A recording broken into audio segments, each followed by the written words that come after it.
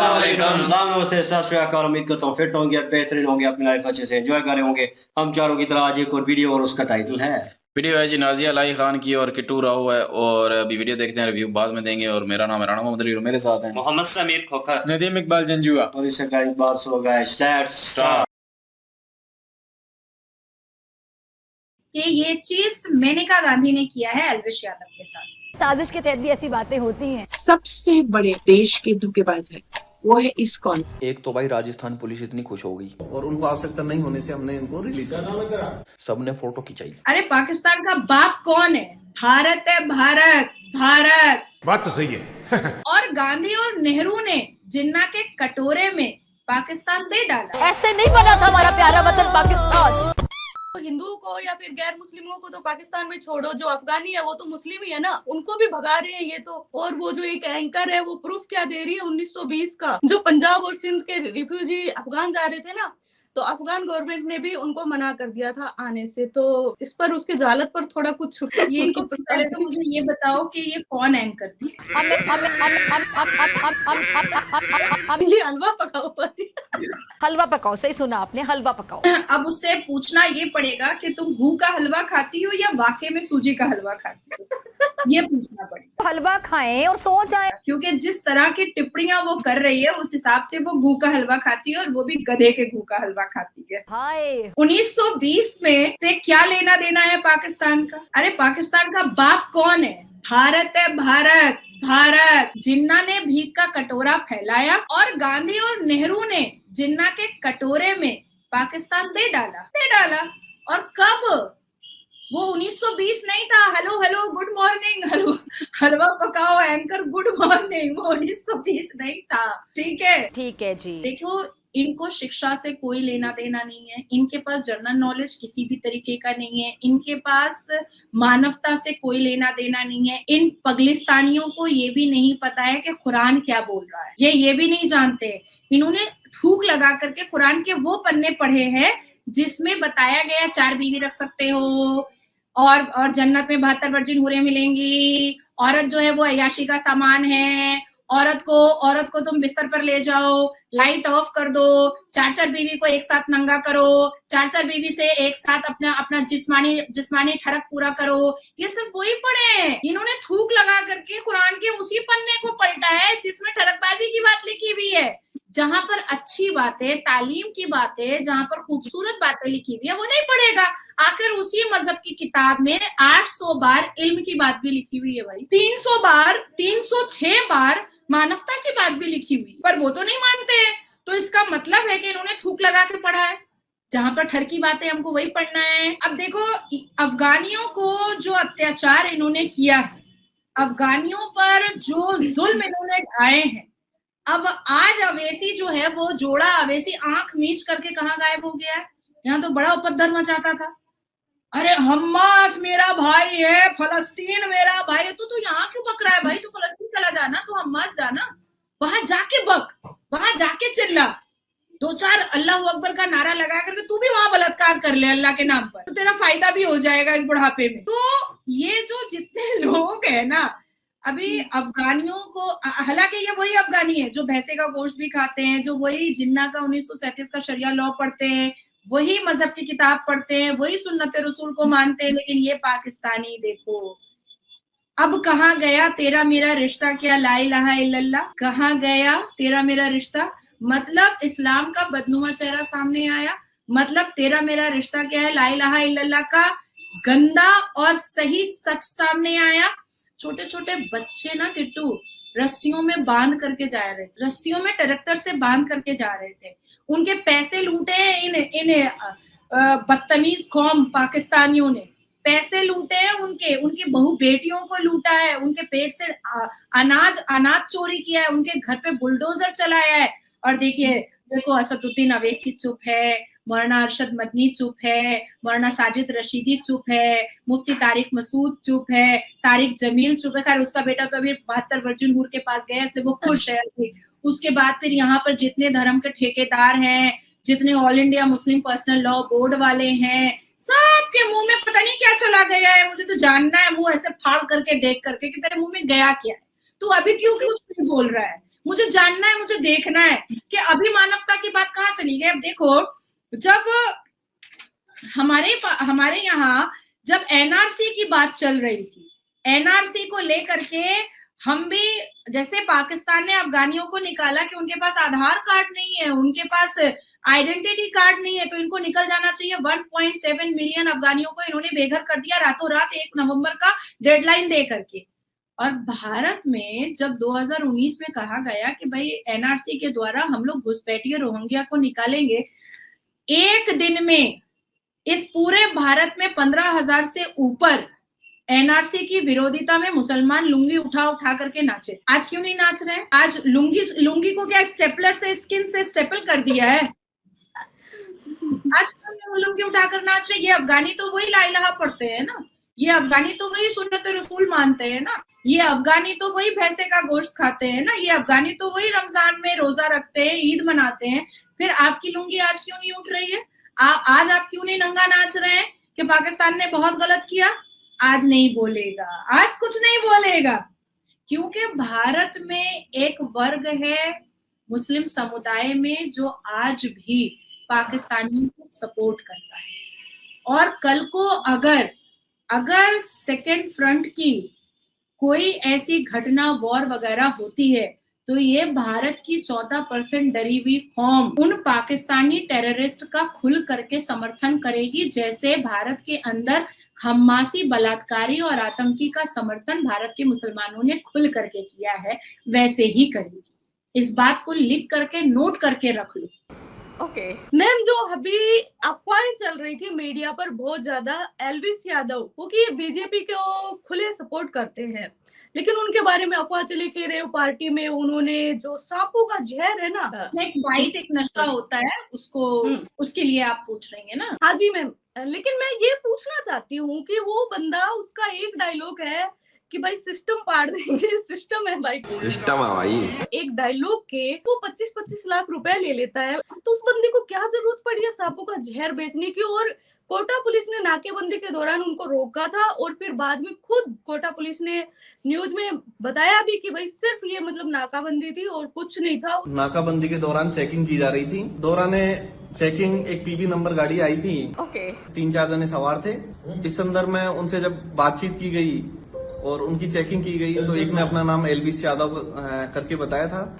नोएडा में संबंधित थाने के डीसीपी साहब और एसीपी साहब से बातचीत करके, और उनको आवश्यकता नहीं होने से हमने इनको रिलीज कर दिया। उसके बाद मीडिया ने इतना बवाल मचाया, आखिर क्यों? और अगर किसी पर्सन को ऐसे डिफेम किया जाता रहा, तो क्या कोई, मतलब जैसे कि मेरे को किया जाए, तो मैं क्या कोई लीगल एक्शन ले सकती हूँ? तो सबसे पहली बात है कि ये एक लीगल मैटर है, और वेस्ट बंगाल में मुझे भी मलाइन करने के लिए, इसी भारत में वेस्ट बंगाल है जहां पर श्रीमती ममता बनर्जी जी की सरकार है, जो राम का नाम लेने पर, भगवान राम का नाम लेने पर जेल भेजती, जो मुहर्रम में दुर्गा पूजा का विसर्जन बंद करवा दे, अगर मुसलमान बलात्कार करे तो वो उसको सजी हुई घटना बोलती है, अगर राम भक्त शोभा यात्रा या राम भक्त जो है वो रामनवमी का यात्रा निकालते हैं, तो वो पहले ही अपनी स्पीच में बोल देती हैं कि मुस्लिम एरिया से मत जाना, नहीं तो पत्थर बरसेंगे, और पत्थर बरसता है। और उसमें एक मुस्लिम फेस इस वेस्ट बंगाल में मैं सबसे वोकल, मुझे मलाइन करने के लिए, मुझे बेइज्जत करने के लिए, मेरे मुंह को बंद करने के लिए मेरे ऊपर भी केसेस किए। मैंने बेल लिया क्योंकि मुझे पता है बेल के प्रावधान कैसे है, मैंने कानून पढ़ा है, तो मैंने बेल लिया। लेकिन उसमें हाथ पश्चिम बंगाल के भारतीय जनता पार्टी कुछ लोगों का भी था, क्योंकि वो देख नहीं पा रहे थे कि एक मुस्लिम समुदाय से आई हुई लड़की को भारतीय जनता पार्टी सेंट्रल केंद्र की इतना ज्यादा पसंद कर रही है। ये यहाँ के लोग देख नहीं पा रहे थे। तो ऐसा नहीं है कि सिर्फ स्टेट इसमें इन्वॉल्व था मुझे मलाइन करने, मुझे बेइज्जत करने में। स्टेट की, राज्य की सरकार सिर्फ नहीं थी, साथ साथ भारतीय जनता पार्टी के भी 2-4 ऐसे लोग थे जिन्होंने मिल करके मुझे खत्म करने की बहुत कोशिश की, बहुत साजिश की। लेकिन जिसको अल्लाह रखे उसको कौन चखे। मैं तो आराम से सीना चौड़ा करके आज भी चल रही हूँ। तो उसी तरीके से याद करिए कि ये चीज मेनका गांधी ने किया है एल्विस यादव के साथ, याद रखना पड़ेगा। और ये वही मेनका गांधी है जिन्होंने कुछ दिन पहले इतने पवित्र जगह इस्कॉन टेम्पल पर भी उन्होंने एलिगेशन लगाया था। सबसे बड़े देश के धोखेबाज है वो है इस्कॉन। और बाद में इस्कॉन टेम्पल ने उनके ऊपर 1000 करोड़ का मानहानि का दावा ठोका और जिसका जवाब वो अभी तक नहीं दे पाएंगे। ये वही मेनका गांधी है जो कभी दिल्ली के हाईकोर्ट में गुहार लगाती थी कि इंदिरा गांधी जो है वो मेरे बच्चे से वो वरुण गांधी से ना मिले, क्योंकि इंदिरा गांधी जो है वो वरुण गांधी को दिखा करके वोट की राजनीति कर। उन्होंने जब तक इंदिरा गांधी जिंदा थी तब तक मेनका गांधी ने वरुण गांधी को अपने बिल्कुल साइड में रखा, वो दादी से मिलने नहीं देती थी। और आज वो बीजेपी के जो पक्ष में बात करते हैं उनके और हिंदू देवी देवताओं के इस्कॉन टेम्पल के विरोधिता में वो खड़ी हुई है। खड़े होने दे। मुझे लगता है कि ऐसे सिचुएशन पे एल्विश यादव को बहुत स्ट्रांग होना पड़ेगा, बहुत स्ट्रिक्ट रहना पड़ेगा, अपने कानूनी स्टेप्स पर बिल्कुल आंखें खुली रखनी पड़ेंगी और ये जानकारी लेनी पड़ेगी कि एक तो प्रथम मुख मेनका गांधी का बिल्कुल है ही है जो सामने आ चुका है, पर और भी कौन कौन है जो मेनका गांधी को भी सपोर्ट कर रहा है ऐसे हिंदुत्ववादी लोगों को बदनाम करने। अब आती है बात कि कुछ ऐसे बॉलीवुड के लोग हैं जिन्होंने संस्कृति और संस्कार को बिगाड़ कर रखा है। कुछ ऐसे लोग जैसे आमिर खान, वो हमेशा टीवी चैनल के सामने आते हैं और कहते हैं कि भारत में हम लोग सुरक्षित नहीं है। जैसे नसीरुद्दीन शाह हमेशा सामने आते हैं और कहते हैं भारत में हम लोग सुरक्षित नहीं है। तो भैया चले जाओ ना, लोटा कंबल उठाओ और भाग जाओ यहाँ से। कमाते यहाँ से हो, सब कुछ यहीं से करते हो, फिल्म यहाँ बनाते हो, सब कुछ करते हो और फिर भी सुरक्षित नहीं हो, तो लोटा कंबल उठाओ और बदना कंबल उठा करके पलटी लो, एकदम कल्टी ले लो। बोलो तो वाघा बॉर्डर खुलवा देती हूँ मैं सुप्रीम कोर्ट से परमिशन लेकर के, पाकिस्तान जाकर के रहो, क्या दिक्कत है इसमें। और अच्छा है जितना जल्दी बोझ हल्का हो भारत का, एक एक करके सब कल्टी ले ले, पाकिस्तान में जाके आटा चावल का लाइन लगाए, उतना अच्छा होगा। बॉलीवुड के कुछ लोगों ने संस्कार और संस्कृति का हनन तो किया है। अश्लील कपड़े पहनना, बेमतलब के 60 साल का बुढ़ा भी जो है वो लव एंड अफेयर कर रहा है, पेड़ों के आगे पीछे डोल करके नाच गा रहा है, और इस तरह की मतलब अश्लीलता को बॉलीवुड के द्वारा फैलाया गया है। अब उसी मोमेंट पर, उसी सर्कमस्टांसेस पे जब द कश्मीर फाइल आई, द केरला स्टोरी आई, द वॉर ऑफ वैक्सीन आई, तो ऐसी फिल्मों को मतलब बॉयकॉट करने के लिए इन बॉलीवुड वाले ने बहुत कोशिश की। वो भारत की जनता थी जिसने इन सब्जेक्टिव और ट्रुथ सब्जेक्टिव मूवीज को पसंद किया और इसको बॉक्स ऑफिस पर धूम मचवाया कि नहीं हम ऐसी सब्जेक्टिव मूवीज देखेंगे। अब भाई आमिर खान इस उम्र में कमर लचकाएगा, कौन देखना चाहेगा। शाहरुख खान जवान बेटा जवान बेटी का बाप आकर के बिकिनी में दीपिका पादुकोण को गले लगाएगा, चुम्मा चाटी करेगा, नहीं देखना चाहता है भाई जनता। भारत की जनता नहीं देखना चाहती है। भारत की जनता ट्रुथ बेस पर स्टोरी देखना चाहती है, बड़े पर्दे पर देखना चाहती है, ताकि वो कुछ समझे, कुछ सीखे। द केरला स्टोरी ने बहुत अच्छी बात समझाई कि लव जिहाद एक बहुत बड़ा क्राइम है जो किसी खास मकसद के द्वारा मुसलमानों से करवाया जा रहा है और मदरसे में बचपन से सिखाया जाता है। ये एक क्राइम है जो मुसलमान लड़के कर रहे हैं। तो ये एक अच्छी मूवी थी। द कश्मीर फाइल जब आई तो हमें नंगी आंखों से पता चला कि कश्मीरी पंडितों के साथ क्या क्या हुआ है। मैं तो लिटरली हॉल में बैठकर रोई हूँ। लिटरली मैं तो मतलब सिसकियां लेकर के रो रही थी और मुझे लगा कि भाई ये कौन मुसलमान है, ये कौन सा धर्म है, ये कसाई खाना खोल कर रखा है क्या धर्म के नाम पर, ये क्या है ये लोग। तो ऐसी सब्जेक्टिव मूवीज अब भारत में लोग देखना चाहते हैं, तो उसी चक्कर में एल्विश यादव को लपेटा गया है। एक आता है कलेश विद करण। हाँ जी, बड़े मतलब जितनी अश्लीलता है उस कलेश विद करण में हो, जितनी अश्लीलता है। अभी हालिया में पहला नया बना स्टूडियो, और देखो दीपिका पादुकोण और रणवीर सिंह, उसका एपिसोड जो है वो बहुत वायरल हुआ। क्यों वायरल हुआ? क्योंकि दीपिका पादुकोण ने बताया कि वो रणवीर सिंह उसके माइंड में था पर उसके साथ बहुत सारे मर्द थे। भाई क्या दिखा रहे हो तुम लोग भारत की संस्कृति और संस्कार को क्या दिखाना चाहते हो, दूसरी जगह क्या मैसेज भेजना चाहते हो। तो ऐसी चीजों को से हम लोगों को अवॉइड करना चाहिए और एल्विश को कानूनी तरीका और कानूनी प्रक्रिया बहुत स्ट्रॉन्ग रखनी चाहिए, क्योंकि सामने वाला जो उसके ऑपोजिट में खड़ा है वो कोई मामूली आदमी नहीं है, गांधी परिवार की बहू है। तो इसलिए उनको अपने आप को स्ट्रॉन्ग रखना पड़ेगा। लेकिन मैम ये जो न्यूज चैनल वाले ज्यादा ही कुछ मतलब मैं क्या बताऊं, मिर्च मसाला लगा के, जैसे एक पाकिस्तानी जो हलवा पका वो वायरल क्यों हुई थी, क्योंकि वो पहले मोदी जी के लिए ऐसी उठपटांग बातें बोलती थी कि मोदी जी ड्रग सप्लाई करते हैं। मतलब सोच कर देखो क्या जरूरत पड़ी है। और अभी ये वैसी जाहिलता हमारी मीडिया की दिख रही है। तो हमारी मीडिया में सीमा गुलाम हैदर जो पाकिस्तान के सिंध की जाखरानी डकैत कबीले की बेटी है, जिसके लिए पाकिस्तान ने एक न्यूज भेजा कि अगर सीमा गुलाम हैदर को ना भेजा जाए तो हम मंदिरें तोड़ेंगे, और उन्होंने 150 साल की मंदिरें तोड़ी।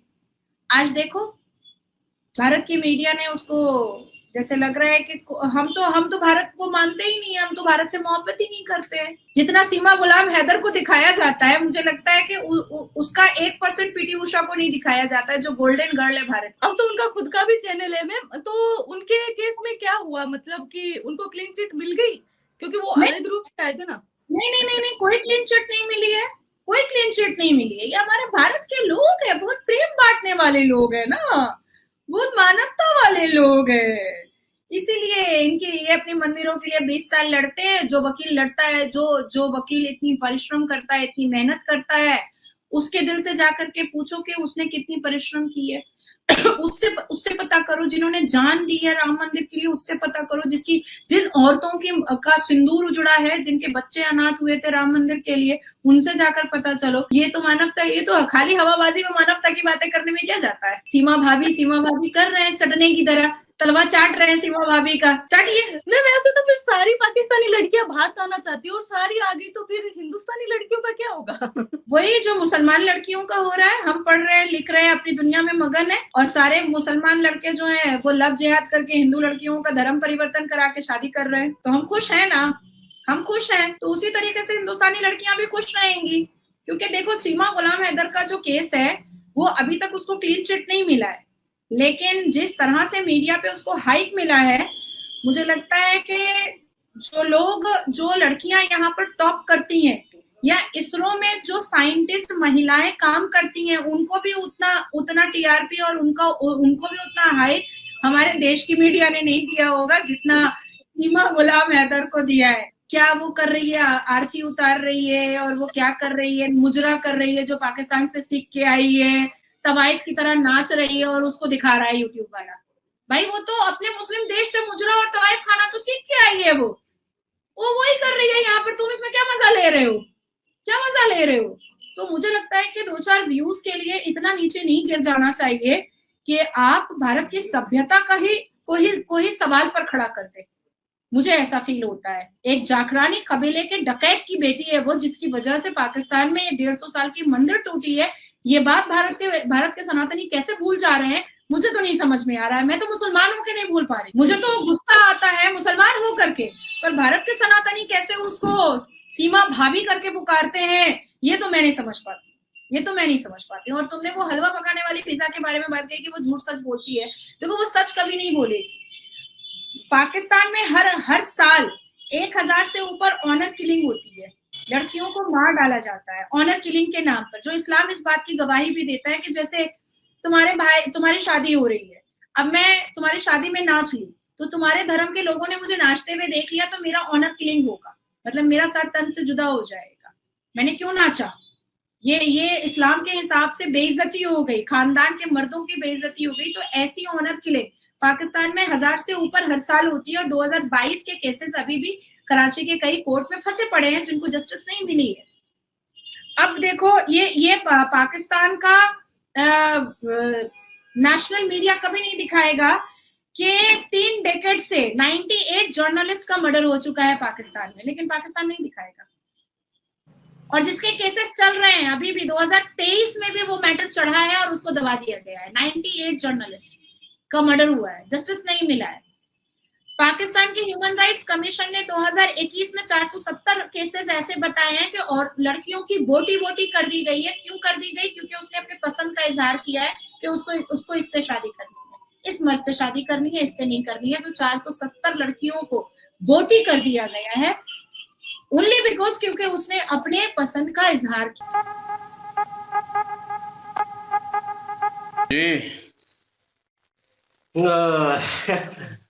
देखिए जी, बात सिंपल है, स्ट्रेट है, उससे ज़्यादा कुछ भी नहीं है। और हम हमेशा हर दूसरी तीसरी वीडियो में जहाँ पे भी इस तरह का मौजूद आता है, हम ये बात करते हैं कि हर मज़हब में नेगेटिव बंदे मौजूद हैं और उनकी नेगेटिविटी जो है बहुत से लोगों को अफेक्ट करती है। और यहाँ पे आप जिस एंकर का डिस्कस कर रहे थे वो मिर्च मसाले के लिए करते हैं, और लेकिन आपको ये चीज़ भी पता होनी चाहिए कि अगर हम किसी की मतलब रिलीजन के ऊपर बात करेंगे और इतना क्रिटिसाइज करेंगे और इतना डीपली जाएंगे आप, तो मेरे ख्याल में आपको रिस्पॉन्स जरूर आएगा। तो जहाँ तक हमारी बात है, मुझे अजीब लगा है कि उन्होंने जो वर्ड यूज किए, जिस तरह की उनकी लैंग्वेज थी, ठीक है आपको गुस्सा है, आप वो ना freedom of- पिछली हमने वीडियो की थी इनकी किसके शोएब साथ, चौधरी। शोएब चौधरी के साथ। तो नीचे कमेंट आया हुआ था एक इंडियन का, उन्होंने कहा कि ये आप सिर्फ पाकिस्तानी जो है ना न्यू रिएक्शन वाले, उन्होंने इसको सिर चढ़ाया हुआ है और वरना हम तो इसको जूती पे भी नहीं लिखते। तो मैं उस वक्त मतलब कमेंट इग्नोर कर गया, मुझे नहीं था पता। लेकिन अभी जो वीडियो देखी है ना, तो मुझे लगता है कि वाकई वो सही कह रहे थे। और इस जैसी औरत जो है ना, वो खुद गूं निकाल रही है मुंह से और कुछ भी नहीं है। गलत वर्ड इसने खुद यूज किए कि गूं पका हुआ है, गूं खा हुआ है, गधे का गूं। तो मैं यही कहूंगा कि ये मुंह खोल रही है लेकिन गूं निकाल रही है और कुछ भी नहीं। और इसको एक क्रिटिसाइज करना या किसी के मुखालफ होना एक अलग चीज होती है। बेशक हूँ आप लोग, लेकिन लफ्ज का चुनाव इंसान के इंसान बन के ये इंसानियत की बात कर रही है। तो इसको इतना नहीं पता कि तू इंसान है, जानवर नहीं है। खुद को ये कह रही है कि मैं बड़ी इल्म वाली हूं। बेशक तू लायर है, लेकिन इंसान का काम है, अगर उसके पास इल्म है तो उसकी जुबान में जो लफ्ज होते हैं ना, बेशक वो क्रिटिसाइज के हूं, बेशक वो मुखालफ में हूं, बेशक किसी के खिलाफ हूं, लेकिन एक तमीज के दायरे में रह के होते हैं। जो पढ़ा लिखा बंदा होता है, जो होता है ना पढ़ा लिखा जाहिल, वो ऐसा गूं निकालता है। जब भी मुंह खोलेगा गूं ही निकलेगा। और ये जब भी मुंह खोल रही है गूं निकाल रही है। बिल्कुल, मैं तो फिजा खान के भी लिए बोलूंगा, उसने भी काफी गलतियां की हैं, तो ऐसा नहीं फिजा है। खान की हम सपोर्ट नहीं करते, नहीं करते हम लोग हमें ऐसा। उससे कुछ लेना देना नहीं है। नहीं, इन्होंने क्रिटिसाइज किया है ना, इन्होंने उसको टारगेट करना था ना। आप उसको टारगेट करें, उनको टारगेट करें ना, आप उसके मजहब को टारगेट ना से करें। हट रहे हैं। और आप ये भी देख लें कि इंडिया में भी मुस्लिम है और आप भी मुस्लिम है, तो इस चीज का तो और कम से कम मैं ख्याल ये रखें एक आप और जब- बात पे बात करूंगा कि इसने कहा कि अफगानिस्तानी यहाँ से निकाल रहे हैं, तो ये पाकिस्तानी गवर्नमेंट का कानून है, उनका फैसला है। निकाल रहे हैं, अच्छी चीज है। क्यों है निकाल रहे हैं? किसी वजह से निकाल रहे हैं। अगर नहीं पता तो आप भी थोड़ा बहुत पढ़ लें, आप भी जान लें, ताकि आपको भी पता चले। आप दूसरों को जाहिल बोल रही हैं, पाकिस्तान पूरे को जाहिल ही बोल रही हैं, तो आप भी खुद कोई जनरल नॉलेज लें, आपको पता चले कि क्यों निकाल रहे हैं, चाहे जिस वजह से भी निकाल रहे हैं, लेकिन पता होना चाहिए कि क्यों निकाल रहे हैं। और दूसरी मैं ये बात, एक मिनट से दूसरी बात मैं सिर्फ ये करने वाला हूँ कि ये इसने कहा कि वो वैसे ही नहीं बोल रहा अफगानिस्तान को निकाल रहे हैं, तो वैसे ही नहीं बोल रहा, फलाना नहीं बोल रहा, ये नहीं बोल रहा, वो नहीं बोल रहा, तो वो पाकिस्तान में निकाल रहे हैं, इंडिया से तो नहीं निकाल रहे। इंडिया से निकालेंगे तो वो उसका काम है, वो बोले, वो इंडिया का काम है, इंडिया के बोले, इंडिया कानून पे बोले, क्योंकि वो इंडिया का रहायशी है। अगर अमर खान कह रहा है कि मुझे वहां पे मतलब के सिक्योरिटी नहीं है, तो उसका मतलब ये नहीं है कि वो निकलना चाहता है, उसका मतलब यही है कि मुझे सिक्योरिटी दी जाए। ठीक है, तो वो अपने इंडिया की गवर्नमेंट से कुछ भी मांग सकता है, वो वहां का नागरिक है, तो इंडिया की गवर्नमेंट से उसका मांगना हक है उसका। हाँ, अगर यहाँ पे हम कहें कि इंडिया वाले हमें ये दें, तो ये गलत है ना। हमें जो देना है हमें पाकिस्तान वाले दें ना, क्योंकि हम पाकिस्तान में हैं, तो पाकिस्तान के कानून को फॉलो कर रहे हैं, या पाकिस्तान में जो भी है चीज उसको मतलब पाकिस्तान का खा रहे हैं, तो पाकिस्तान से सवाल करेंगे। असल में इनको मिर्चें इसलिए लग रही हैं क्योंकि उन्होंने, नसीरुद्दीन शाह बहुत बड़े एक्टर है, उन्होंने भी कहा था कि इंडिया में सेफ साइड नहीं है। इंडिया में लोग जो है बातें करते हैं लेकिन उस पर अमल नहीं करते। और जहाँ तक मुसलमानों की बात है, तो हमें थोड़ा बहुत अनसिक्योर फील होता है कहीं ना कहीं। ठीक है, ये हिंदू को भी ले लें, उन्होंने ये भी कहा था, और आपने शायद पॉइंट नोटिस नहीं किया है उसमें। और वो उन्होंने बात की थी, मैं शार्ट से बात करूंगा, उन्होंने इस मौजू को उठाया था इस वजह से कि अपने लिए नहीं कि मुझे मतलब अनसेफ फील हो रहा है। उन्होंने सारे मुसलमानों के लिए बोला था कि कहीं ना कहीं वक्त आएगा आपको फील होगी वो चीज जो है। ये नहीं होनी चाहिए। अगर इक्वालिटी की बात करते हैं तो इक्वल रखें, किसी भी मजहब का बंदा हो इक्वल रखें उसके लिए। उन्होंने उस मौजू में बात की थी। आमिर खान भी सोच समझ रखने वाला बंदा है। इट डजंट मीन वो हिंदू भी होता तो मैं फिर भी उसे सपोर्ट करता। क्यों? वो बंदा स्ट्रेट फॉरवर्ड है, वो फेकनेस पे यकीन नहीं रखता। किसी अवार्ड शो में आपने देखा नहीं होगा उसको, क्योंकि वहां पे वो कहता है कि फेक अवार्ड दिए जाते हैं। ठीक है, इन्होंने करण जौहर को सपोर्ट किया, अभी वो हिंदू है और उसका शो देख लें और वो स्ट्रेट फॉरवर्ड बातें करता है, और अभी उनकी जनाब वो शादी टूट गई है। और बिल्कुल टूटने पे आ गई है रणवीर सिंह और दीपिका की, क्योंकि वहां पे जिस तरह की बातें होती हैं स्ट्रेट फॉरवर्ड, तो वो स्ट्रेट फॉरवर्ड जवाब देते हैं आगे से, तो वो माशरे पे इम्पैक्ट नहीं पड़ रहा, क्या वो असरअंदाज नहीं हो रही चीजें? तो इट डजंट मीन कि आप मुस्लिम किसी को टारगेट करके, या मुसलमान है तो मजहब को उसकी टारगेट बात कर रही मान है, ये लेके। मुसलमान को टारगेट नहीं कर रही, ये मजहब को टारगेट कर रही है। अब जैसे वैभव सिंह है, हाँ। डीओ न्यूज वाले, उन्होंने कहा था कि यहाँ पे जो है वो हिंदू जो है वो मुसलमान से भी ज्यादा अनसिक्योर है, उसको मतलब बातें नहीं देखी थी ना, वो वीडियो याद है? देखी है। तो उस वक्त बिल्कुल। हमने क्या बोला था? हमने यही बोला था कि वाकई ये अगर है तो गलत हो रहा गलत है, है। तो ऐसा नहीं होना चाहिए। बात ये है कि हमारे सामने अगर हिंदू की बात भी हो, अगर कोई मजलूम है तो उसका भी साथ देंगे। बिल्कुल। तो रही बात ये कि हमारी जितनी भी वीडियो देख लें, किसी बंदे के साथ होता है क्रिटिसिज्म हमारा, किसी बंदे के खिलाफ, जैसे इसके खिलाफ हम बोल रहे हैं, ठीक है, लेकिन अगर कोई भी बंदा होगा, उसका कोई भी मजहब होगा, हम उसके मजहब पे बात कभी भी नहीं करेंगे, हम कहते हैं कि उस बंदे के पे। तो बिल्कुल। ये औरत जो है वो सिर्फ और सिर्फ गूं निकाल रही है, जब भी बोल रही है, यकीन करें लफ्ज में बोलना नहीं चाहता लेकिन इसने यूज किए हैं, इसकी गंदी जुबान है, और तमीज में रह के भी क्रिटिसाइज किया जा सकता है। आप पाकिस्तान के खिलाफ अगर कुछ बोलना चाहती हैं तो बोल लें, हम ये नहीं कहते कि ना बोलें। अगर पाकिस्तान ने कुछ गलत किया है तो उसके खिलाफ बोल लें, अगर पाकिस्तान गलत कर रहा है उसके खिलाफ बोल लें, अगर कोई मुसलमान गलत कर रहा है तो उस मुसलमान के खिलाफ बोल लें, बिल्कुल। बजाय इसके कि इसने जैसे कहा कि इस्लाम में जो है वो अगर कोई डांस करती है तो उसका मतलब कि सर तन से जुदा, इस्लाम में नहीं है ये सारा कुछ। ये जो कम्युनिटी बनी हुई है उसके अंदर है ये। वो चाहे हिंदुओं की, पहले भी हिंदू भी ऐसे ही करते थे, सिख भी ऐसे ही करते थे, अभी जाके थोड़ा बहुत ये है कि मतलब कि थोड़ा सा मॉडर्न हुआ है, थोड़ा चेंज हुई है ये सारी सोच, और ये मुसलमानों में भी हो चुकी है। तो ये मजहब नहीं सिखाता कि किसी को कत्ल कर दो ऐसे ही, ठीक है? तो लेकिन ये आ जाके मजहब पे बात कर रही है, और ये खुद को कहती है कि मैं मुसलमान हूं, और खुद इसने मुसलमानियत का कुछ भी नहीं पता इसको। आप लॉयर हैं तो कम से कम लॉयर को तो पता होना चाहिए। ये कहती है कि मेरे पास बहुत इल्म है, और इल्म मैं कहता हूं कि तुम जाहिल हो, एक पढ़ी लिखी जाहिल हो, जिसके पास इल्म भी है लेकिन बोलने की तमीज तक नहीं है। अब कुछ लोग बहुत कहेंगे को नहीं नहीं ये शेरनी है इंडिया की। भाई अगर कोई मुसलमान के खिलाफ बोलेगा या पाकिस्तान के खिलाफ बोलेगा तो वो शेरनी हो जाता है या शेर हो जाता है? तो जो गलत बोल रहा है ना, क्रिटिसाइज करें यार, क्रिटिसाइज करें, सारे करें, हमें करें, करना है तो। लेकिन अगर गाली देना, आगे से गूं निकालना, आगे से जो है बकवासियात करनी, तो मजहब पे जो है वो कीचड़ उछालने, तो ये मुझे समझ नहीं आती ये कौन सा इल्म सिखाता है? ये कौन सा इल्म है जो कि बंदे को ये बदतमीजी सिखाता है, बदअखलाकी सिखाता है? ये कौन सा इल्म है? इल्म तो इंसान को इंसान बनाता है, ऐसे तो जानवर करते हैं सारे। बिल्कुल। जो भी ये कर रही है यहाँ पे तो खाने का भी अपमान हो रहा है, मतलब कि उसकी भी बेहुरमती हो रही है। मतलब खाने का जिक्र करके, वो खाने वाली चीज है एक, और वो मीठे में आती है, और उसको मतलब इससे इसके हलवे का कंपेयर करना। हाँ, और वहां पे भी देख लें आप उस चीज में, इसको ये नहीं पता कि किसी खाने वाली चीज को भी कुछ नहीं कहते, ये पढ़ी लिखी औरत है। तो काफी लोग आएंगे इसके स्पोर्ट में यार, खुद सोचिएगा। अगर आपके मजहब के बारे में किसी बंदे को लेके कुछ भी कहेंगे कोई, तो आपको गुस्सा आएगा कि नहीं आएगा? बंदे को क्रिटिसाइज करना है तो करे ना, करे। हम तो अभी ऐसा करते हैं, कोई हिंदू मजहब के लिए बारे में बोलता है ना, यकीन करो पहले हमें नॉलेज नहीं थी, हम भी ऐसे बह के मैं खुद रोकता हूँ उसको। तो अभी हम रोकते हैं क्योंकि हमें नॉलेज मिल गया कि हिंदू लोग कैसे हैं। जब तक नहीं पता था, जब हमें पढ़ाया जाता था कि हिंदू बुरे हैं, तो हमने गलतियां की।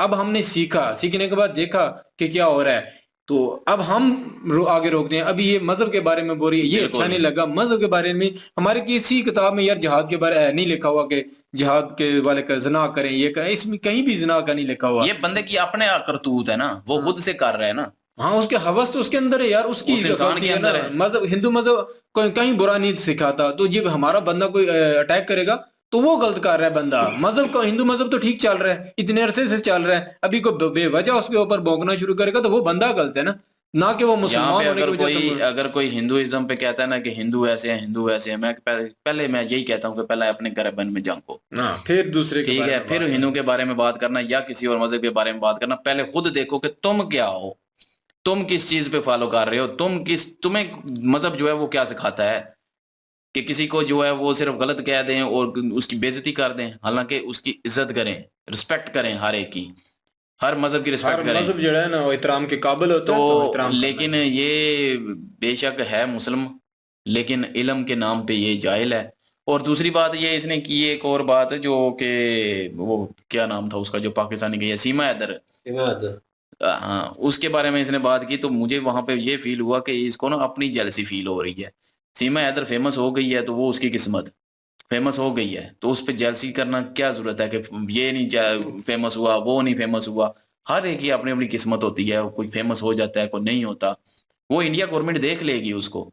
तुम्हें क्यों मिर्ची लग रही है कि मीडिया जो है वो सिर्फ उसको दिखाता है, बाकी मुझे नहीं दिखाता? तुझे भी पाकिस्तानियों ने बहुत ऊपर सिर चढ़ाया है, ये तो मैं भी कहूंगा, रिएक्शन वालों ने खासकर अपने वो उन्होंने अपने चैनल अपने चलाने चैनल के लिए। हम भी चैनल के लिए लेके आए हैं वीडियो, मुझे नहीं था पता कि इसमें इतनी बकवासियात है, मुझे पता होता तो मैं कभी वीडियो ना लेता, लेकिन ले आया था। चलो मैंने कहा चलो इस बात का भी जो है वो जवाब देना चाहिए, और ये हम पे ही फर्ज है क्योंकि रिएक्शन हम भी देते हैं। तो रिएक्शन है कि हम भी गालियां दे सकते थे, हम भी बकवास कर सकते थे इस पे, इसकी शक्ल पे, इसकी जो भी शेप है उस पे भी हम कर सकते थे, बहुत सारी बातें हो सकती हैं। देखो हम जातीय ये अटैक नंगा पे करना, believe नहीं ये करते। पता नहीं कैसे कैसे वर्ड बोल रही थी, हम किसी मुझे की ये समझ जातियात नहीं पे अटैक आती। करने को अच्छा नहीं समझते, ये बात है। इसको यकीन करें कोई तमीज नाम की इसके अंदर जरा से भी चीज नहीं नहीं थी। आप मुझे अफसोस हुआ है जितने बंदे भी अभी देखेंगे ना, आप खुद देख लो इसकी चेहरा देखने के बाद क्या पहली लफ्ज क्या आता है, वो आप सबको पता है, हम नहीं बोलते क्योंकि हम जातियात पे अटैक करने को अच्छा नहीं समझते, बस इतनी आखिरी बात है। इंसान की जिसकी गलती है उसके बारे में बोल, जिसको क्रिटिसाइज करना है उसके बारे में क्रिटिसाइज कर,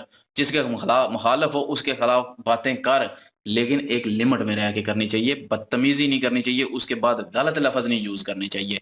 हमें भी किसी से होता है, अभी जैसे हम इसराइल से है तो हम कभी भी इसराइल को गाली नहीं दी, आप लोगों ने देखा होगा, कभी भी इसराइल को हमने गाली नहीं दी, हमने यही कहा कि वो जालिम है, जुल्म करता है, वो गुंडा है, ठीक है। इसके अलावा कोई गुंडे की बात भी हुई थी, वो एक वीडियो हमने देखी थी किनकी, आरजे रौनक भाई की, तो उन्होंने ही कहा था कि चलो मान लेते हैं कि इसराइल गुंडा है, तो उसमें हमने कहा था इसराइल वाकई गुंडा है क्योंकि वो जुल्म कर रहा है, वो और कैटेगरी में आ रहा है। तो हमने कभी भी उसको, इसराइल वालों को या यहूदियों को कभी भी गाली नहीं दी, हालांकि हम खिलाफ हैं इसराइल के, लेकिन फिर भी कभी गाली नहीं दी। क्रिटिसाइज करना, उनके मुखालफ होना एक अलग चीज होती है। बिल्कुल यार, तो कैमरे ये के चीज सामने देखनी चाहिए। ये अपने आप को इल्म वाली कहती है कि मेरे पास बड़ा इल्म है, बाकी सारे जाहिल हैं, यही सिर्फ है पढ़ी लिखी, बाकी दुनिया में जितने भी हैं वो सारे जाहिल हैं। सनातनी धर्म वालों को कह रही थी कि ये ऐसे कर रहे हैं, वैसे कर रहे हैं, तो हाँ, इसने मुझे लगता है कि यही सिर्फ सब कुछ जानती है, बाकी कोई भी नहीं जानता किसी को। बाकी ये यही है कि मतलब है कि कैमरे के सामने आए ना तो यार अपना बिहेवियर को साइड में रखें, नॉलेज को सामने रखें। जी नादर भाई, समीर भाई। जी बिल्कुल जी, वही बातें हैं जो आप लोगों ने ओपिनियन दे दिया। शॉर्ट बात यही करना चाहेंगे कि यार नसीहत करने से पहले इंसान को खुद को नसीहत करनी चाहिए कि उसने नसीहत करनी कैसे है। नसीहत का मतलब होता है, एडवाइस का मतलब होता है अगले को समझाना, अपनी बात जो होती है, अपना जो मुद्दा होता है समझाना, किसी को राय रास्त पे लेकर आना, किसी में अगर कोई खामियां हैं, कोई कमियां हैं तो उनको दूर करना, ना कि उनको उनके इससे नफ्स पे अटैक करना, उनको इंसल्ट करना। इंसल्ट करने में और एडवाइस करने में जमीन और आसमान का फर्क है। पढ़े लिखे बंदे को ये चीजें बिल्कुल भी जेब नहीं देती कि इस तरह की लैंग्वेज इस्तेमाल करना, और एज अ एडवोकेट एक बंदा, इतना एजुकेटेड बंदा जो है, उसके मुंह में इस तरह के अल्फाज उसकी शख्सियत को भी जेब नहीं देते। और जो इंसान बोल रहा होता है ना, वो इंसान के वालिदैन की, इंसान के टीचरों की, इंसान के इल्म की, वो उसकी अक्कासी होता है, वो उसकी शख्सियत की पहचान होते हैं। जो अल्फाज आप अदा कर रहे होते हैं वो आपको जाहिर करते हैं कि आप हकीकत में क्या हैं, आपकी शख्सियत क्या है। तो इस जो लड़की है नाज़िया इलाही खान, इसके जो अल्फाज हैं वो इसकी शख्सियत को जाहिर करते हैं कि नहायत ही बदतमीज इंसान है। जरा भी इसको पता नहीं है कि किस तरह किसको नसीहत करने, अपने लिमिट्स को क्रॉस कर जाती है। एडवाइस करती है लेकिन एडवाइस करने का जो तरीकाकार है वो बहुत ही गलत है, और खुद को ये समझती है कि मैं ही अकले कुल हूं, मेरे सिवा और किसी को कुछ पता नहीं है। ना किसी मजहब को बख्श रही है, ना इंडिया के लोगों को बख्श रही है, ना मुसलमानों को ये बख्श रही है। ये सिर्फ सही है, बाकी सारे का सारा सिस्टम गलत है। हमारे पाकिस्तान में एक औरत है जिसका नाम है मारवी सरमत, वो एक लिबरल निजाम लेकर आई थी, जिस तरह का ये एक लिबरल निजाम चाहती है। ये चाहती है कि बेहयाई हो मुआशरे में, कि कोई डांस करे, कोई माँ बहन या कोई बेटी किसी के सामने नाचे तो उसको कुछ भी ना कहा जाए।